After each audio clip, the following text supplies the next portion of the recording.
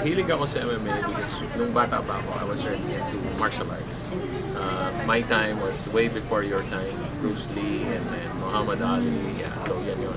So I was already a fan, bata pa ako. And I'm a retired U.S. Navy chief by the way. I did 20 years in the service. Now been retired for 7 years.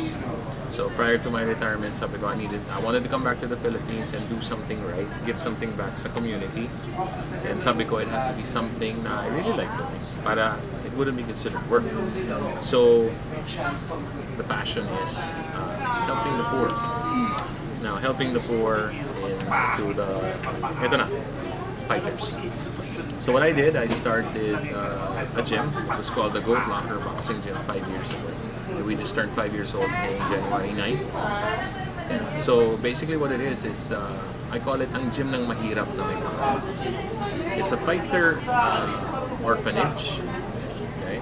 And basically nag-aampon ng mga kabataan may skill, not necessarily having the background already, pero it's more na they have to have the heart, and I have to feel that dream that they have the heart to become somebody else later on. Kasi the problem with poverty, that is our advocacy. Our advocacy is beating up poverty. So my goal is, my purpose in life when I retired back here was to gather these poor people, and then of course, I mean, who am I? I can't feed everybody. So instead of feeding people fish, I teach them how to fish. And with either boxing or mixed martial arts, which is the fastest growing sport in the world today, I gather these people, bring them to my gym, train them, and they fight in my own fight league. That's where they start. My fight league is the only fight league that offers an honorarium. Hindi siya pwedeng tawagin TF kasi TF is for the pro. Mine is amateur lang. But it started off with 1,500 pag consolation, 3,000 kapag ka nanalo. That's for 0 to 3 fights. You move up 4 and up fights to 5,000. You move up pa, you get 3,000, 6,000, 8,000. Okay. And then now it just progresses every time. So that's what we're doing. So that answers your question. It's our own fight league. The fight league is called Underground Battle, which is UGB. Underground Battle is how it all started. And the league is 3 years old. We have done 18 events already, and it's all televised. And we used to have our own TV show called Underground Battle Philippines, which was aired sa Pinoy Extreme.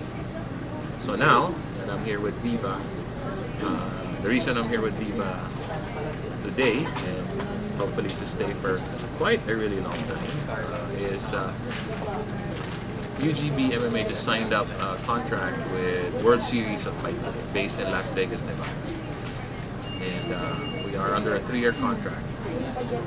So being the official licensee of World Series of Fighting in the Philippines and Thailand, we're here to basically make MMA explode. We're giving the Pinoy fighters a bigger playground, because now you have other leagues out there.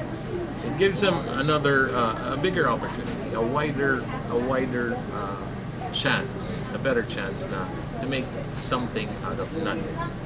They're really good with their skills in fighting. So ito na yun. They can fight in 1C, which is the Singapore-based MMA giant. They can fight in PXC, which is PXC is based in Guam. They can fight in the UFC once they get to that level talaga. That's the topmost level. And they can fight under the World Series of Fighting, which is ito na, represented by yours truly, Underground Battle MMA. So that's who we are. In a nutshell, yan ang story natin. In layman's terms, I really like calling MMA parang chop suey. Okay, because chop suey has a lot of ingredients, diba? So basically, all the fighting skills and the styles and the discipline, it comes into it. And MMA, of course, it's not just the stand-up, nakatayo kayo.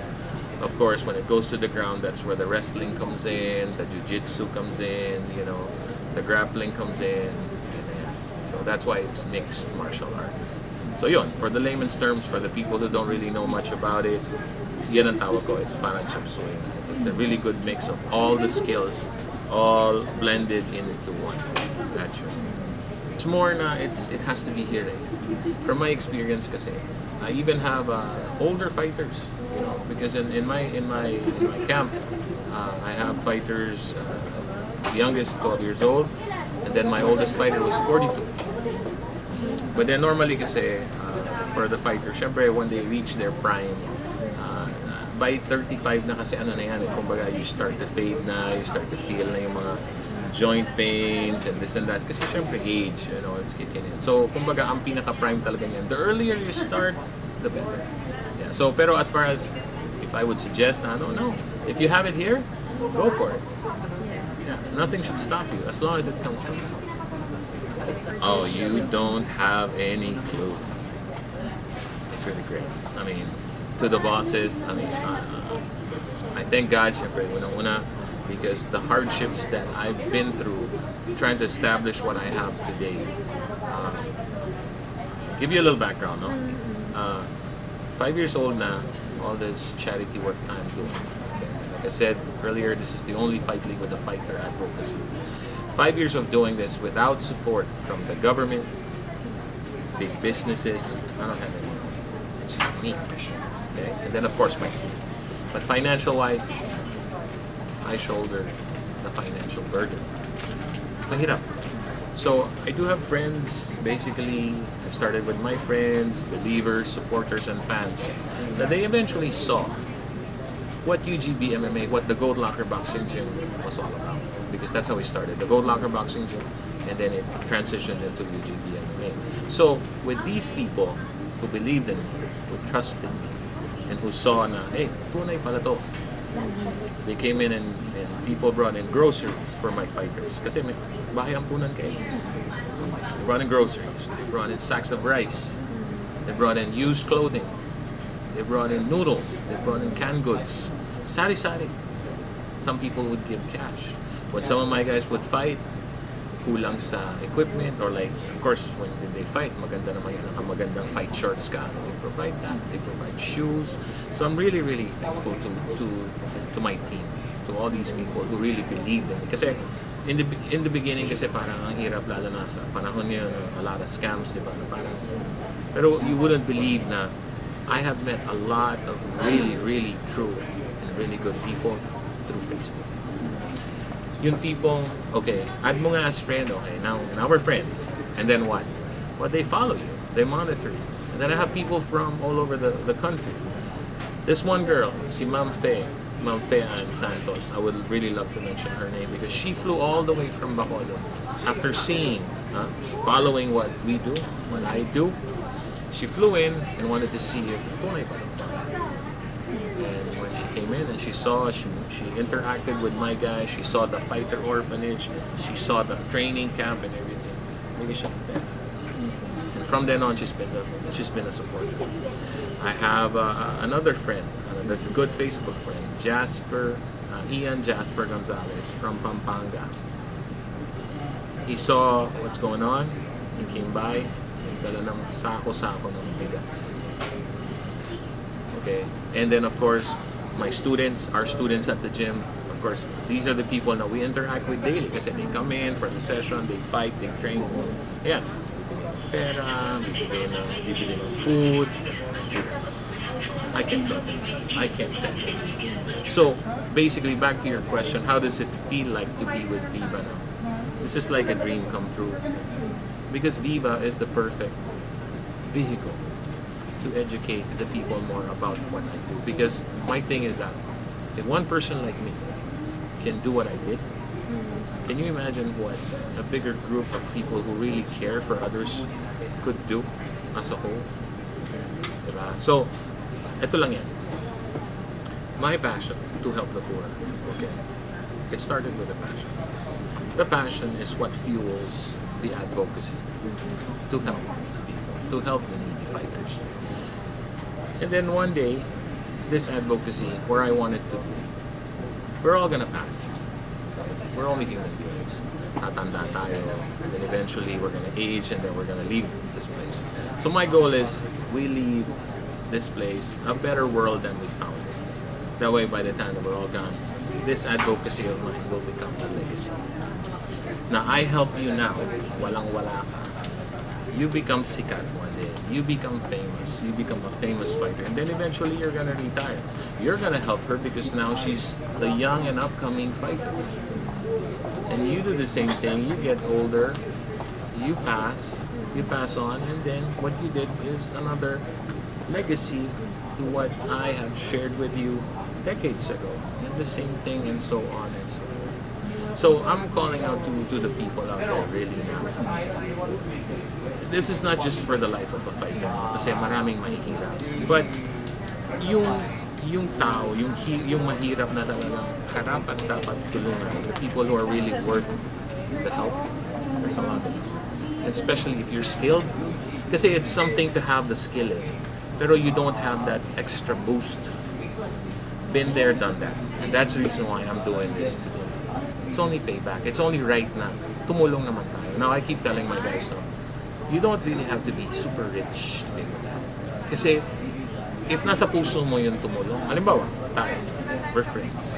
Nalaman mo bigla, oh, na-lay off ako.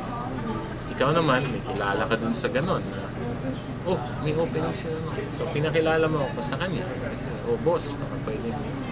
In that little way, o di yung ako na wala akong hanap buhay, na nagpapakain ako ng pamilya ko, di ba? So, yung mga tipong ganun. So, you don't really have to have that. As long as you have that pure intention from here, and then you help. So, it's all about sharing and caring. Ganyan. So, parang this is the soft side of it. You might think, oh, fighters, yung mga yan, you know, MMA fighters, this and that. But hey, we're all human beings to begin with. Yan ang base niya. Okay, the gym has over 150 students. Okay, through the years. Over 150 students. And then, because I just closed down the gym November 30th, because I need to transfer it to a more commercial area. Kasi with what I do, a fighter orphanage, it has to be self-sustaining. And the gym, kahit na malaki siya, it used to be in a 1,000 square meter facility in Marikina, Ago. So the problem is that people don't really have the access, mahirap hanapin, and people who come no. But with the World Series of Fighting coming into the mix unexpectedly, I will build a mega gym to where it's gonna be something really, really huge. So with satellite gyms here and there and everywhere, that way, mas marami tayong tuloy. So, yan ang my advice to the young ones, especially with if you have a dream, okay, whether you be an MMA fighter, if you have a dream, okay, and it comes from you, don't let anybody stop you. Okay, no matter how hard, okay, how impossible it may seem, go chase it. Now, I would suggest for people to, when they dream, you might as well dream big. Kasi yung effort mo to dream, you're gonna sleep and then dream. And if you're gonna dream small, anong effort mo? The same thing. Might as well dream big. It's free. And then you go for it. And then as long as you work hard, you're dedicated to what you do, you persevere, and then you're gonna run into people along the way who will see how you do it and why you do it and will help you. And that's what I did. Because somebody did this to me as well before. Decades ago. So now this is just payback to help out the people. You know, that way they can have a better life. Now, my fighters, I never promised them a Manny Pacquiao lifestyle. Because not everybody's gonna get up to that level. Pero as long as I can get you out of that rut, na nakatira ka sa squatter, wala ka sa sariling bahay, problema mo, napapakain mo sa pamilya mo for the next meal, as long as I can get you out of that situation, meron kang small sari-sari store, maganda naman ang kita, na eventually you're a fighter, so eventually magkakaroon ka na ng gym mo,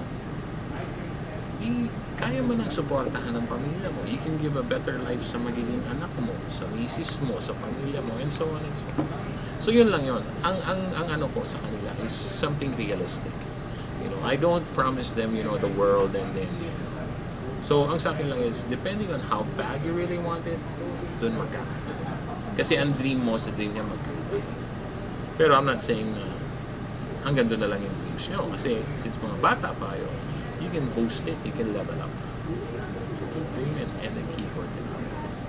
Been there, done that.